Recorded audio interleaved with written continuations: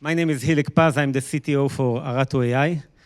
Arato is building a platform for Gen AI builders, which if you're asking what is a Gen AI builder, I hope you all are. Gen AI builders is everyone that is involved in the process of building the new generation of apps which are based on LLMs. It can be the product, the business, the software engineers. And Arato is providing a platform for managing the entire life cycle of your Gen AI assets. So prompts versions, evals, data sets, experiments are all managed in Arato. And excuse me, what's your name? I can see from, yes. Oh, so regarding your question, in my session, we are going to build an AI chatbot. So I hope that after Maxim's presentation, we all understand the importance of evals as a critical part of bringing a Gen AI app to production.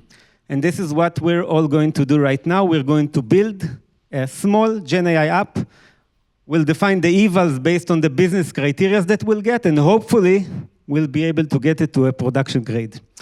Just so I know the crowd, who's here a software engineer or someone that writes codes for a living?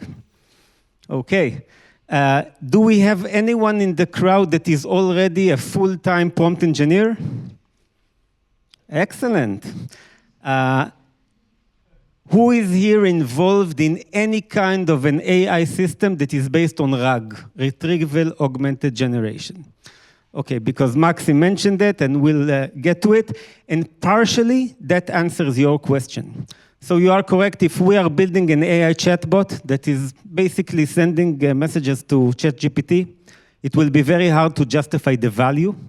But every time your use case is combining proprietary data, and in a minute we'll see our use case, then there's a room for building a new app, which is Gen AI based. So what is our use case? We're going to build the AppMaster AI support chatbot. Okay, our company is building a software service called AppMaster, and it has some kind of technical challenges, and users up until now went into the knowledge center, and every time they had a question, they need to search various documents. Sometimes they were relevant, sometimes they were not, and basically they want a better experience. So we are going to build an AI-powered chatbot that will be based on our data. It's internal to our company. It's not something that is exposed to ChatGPT, and if you ask ChatGPT anything about AppMaster, it will tell you it has no idea what you're talking about. Actually, it will not. Unfortunately, it will invent an answer that is meaningless. So we have several requirements for our bot. It needs to answer technical questions based on our knowledge base. It needs to be accurate. So Maxi mentioned grounding. We will need to verify that when it answers a user question, it is based on the documents that we provided. It needs to be polite. Why?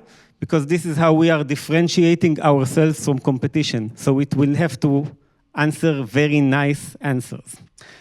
It needs to be context-aware. It needs to be fast. I didn't write it down, but they told me it needs to be cheap. Okay, they don't want to pay too much about it.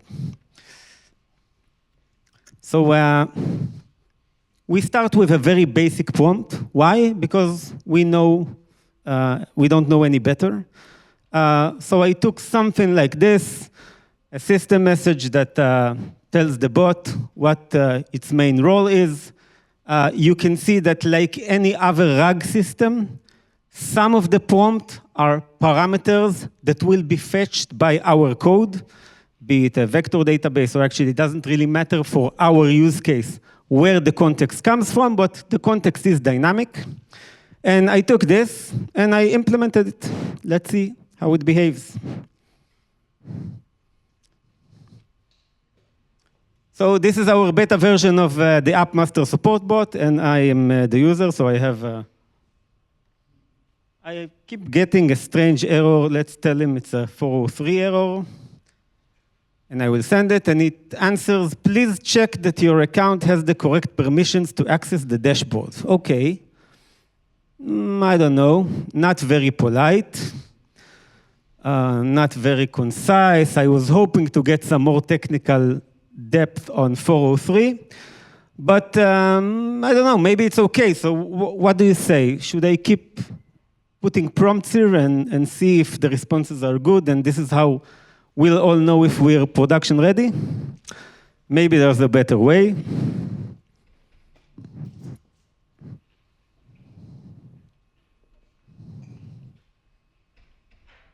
So let's use the workflow that Maxim just showed us.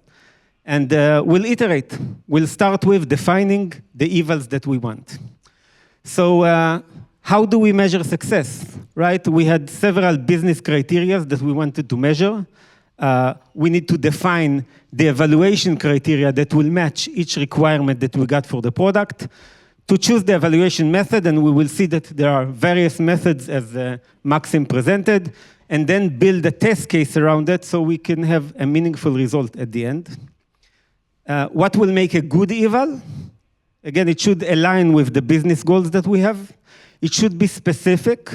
I don't want to have one eval that will try to check if all my business requirements are being met. In theory, I can. I can go to an LLM and tell them, please tell me if it is polite, if the answer was fast, if it was grounded, etc., and give me one single score for all of this. Probably not a good idea. Specifically for our use case, we will define several evals for the accuracy of the response, for the politeness, for the response time, and for the format. Behind the small app that you've just seen, there is code. And when I call the LLM, the response I get back should fit a very specific format because the person that developed the HTML is expecting a certain format that we will see in a second.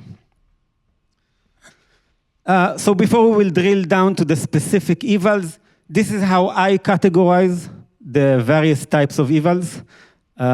You can, of course, categorize them in many different ways, but the idea here is to see what are we evaluating in each kind of category here. So the first category is the content. It's how we check the response that we got against an expected response. And when we call a generative model, we'll get back text or an image or a combination. And as Maxim presented, there are various ways of comparing it against an expected outcome. Defining the expected outcome is a whole new story, and we can discuss how we get to ideal outputs and expected results. But assuming we have such, and we will see a small example in a minute, then how we measure similarity against it.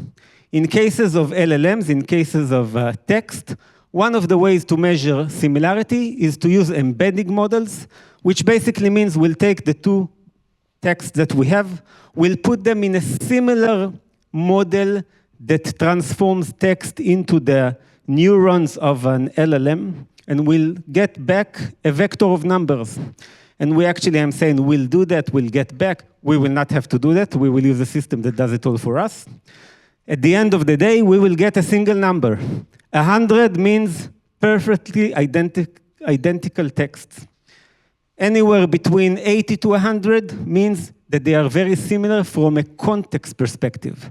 If we look at the actual words, they might be very different. It can be actually a large text compared to a very small text, but if they talk the same things, if they mean the same meaning, they will get higher similarity. The second is the format. As I mentioned, we got a requirement to return a very specific JSON schema. So we will have to validate that we get that format. But in other cases, you might have a requirement to return structured data in a CSV format or a tabular format or an image and a text. Any kind of format is part of the business requirement. You will have to define an eval that will test it. Various qualities that we will want to check that our LLM returns. For example, in our case, grounding is critical. Grounding is the ability for the model to understand the documents that we pass as part of the context. So if we pass him 3 technical articles on what is error 403 means, we will want him to use it. And we will define an eval that we will check if he used those documents or not. And lastly, various guardrails. They can be anything that is non-functional, malicious content, diversity, etc. In our case, we will use a politeness eval to check that requirement is being met. And of course, there are different mechanisms for evals. Not all evals are using models. You can have sometimes code or a rule-based engine or something that is very deterministic to perform an eval, and we will see example for that. And of course, as Maxi mentioned, we can use models to either ask a question and get back a response that will contain a score, or models that are not necessarily LLMs. When you check for vector similarity, it's not an LLM, it's an embedding model. The pros and cons, I guess it goes without saying. The deterministic ones, the code ones, the rule-based ones are very easy to use. They are cheap. You can run them without even counting how many times you use them. But there are limits to what you can do with them. You can try to test politeness with deterministic code. You will not get very far. On the other hand, we will see that sometimes it's very easy to check for a certain presence of text. So if one of the requirements of our bot is to start with greeting the user, we can test this with deterministic code. And of course, the model-based ones that are much more flexible, you can practically ask any question you want. They are easy to use with an asterisk here. Why? Because they are still non-deterministic. So there is some prompt engineering in the prompt you have in the eval, and that's a topic for a whole new discussion. And they are expensive, so you need to balance between the two.